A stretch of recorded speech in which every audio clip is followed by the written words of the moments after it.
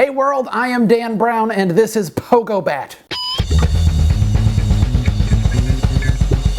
I got this email from David. He said, "Hey Dan, just wanted to say, as a great person once said, hi world, my question is this, what if there?" That's really deep. Man, what if there? What if there? Wow. Then Dave sent this follow-up email. "Hey Dan, what if there was no such thing as war? Sorry to double send, but my email sent by mistake, longtime fan Dave from Canada." No war. Dave from Canada, that strikes me as pretty awesome, probably. However, I do have a couple questions. Like, how did we get to this no war endgame? Did we get there through means of war? That is to say, did we get there by bombing the shit out of everyone and killing everything, and that's why no one fights anyone, because there's just no one left to fight? Because that would be very far from awesome. Well, I mean, technically, I guess that is awesome, which leads me to a problem that I have with the phrase, don't forget to be awesome. And brief aside from our brief aside, that right there was the first time a vlogbrother ever uttered the phrase, "Don't forget to be awesome," in an online video.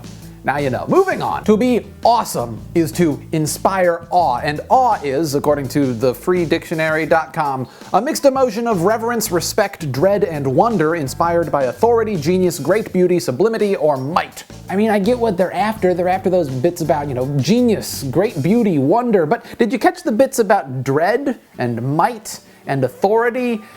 I mean, Hitler did not forget to inspire awe. All I'm saying here is that as far as catch-all phrases are concerned, I think that this phrase catches a little bit too much. Not everything that is awesome in a good way. And nuclear holocaust, that would be super awesome in a super terrible way. But aside from that, David, most no war hypotheticals I am all about. Let's make it happen. Everybody bring it in. Bring it in. PogoBat on 3. 1, 2, 3. PogoBat! Dan has no friends.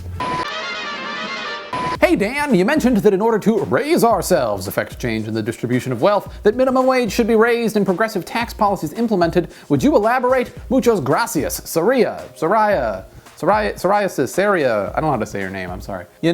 Had minimum wage kept pace with inflation since the 1960s, right now it would be, Lizzie W., what'd it be? If that were the case, the minimum wage today would be about $22 an hour. The good old days that conservatives love to harken back to, where there was a chicken in every pot and a heteronormative family unit in every garage or something to that effect. Yeah, that was largely supported by the fact that the poorest among us made 3 times as much back then as they do right now. Look, I gotta go refill my water here, but I will keep this train of thought rolling right after Tyson teaches you guys how to cook something. First, we're gonna learn about culinary arts!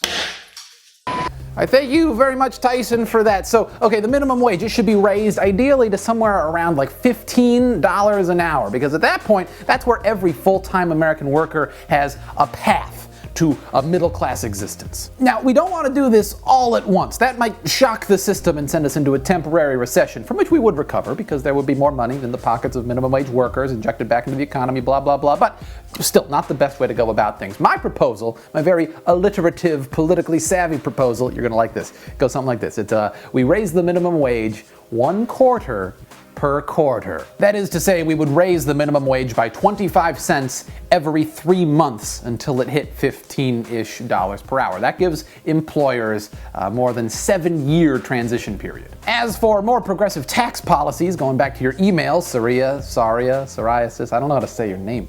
I just want to see the Mitt Romneys of the world pay more than a 14% effective tax rate. Come on, do your part, rich people. So that just about does it for this week's episode of PogoBat. Thank you very much for watching. If you found anything that I said to be ill-informed, I would implore you to inform me, or if you find yourself inspired, I would implore you to extrapolate. You can do those things by either leaving a comment, sending me an email, or uploading a video to any video sharing website with hashtag PogoBat in the title. Also, send me an email if you do that, just to make sure that I see it. And you can also send me an email if you just want to shoot the shit with me about anything, or if you have an idea as to something we might talk about in a future episode. That email address is danbrownuniverse@gmail.com.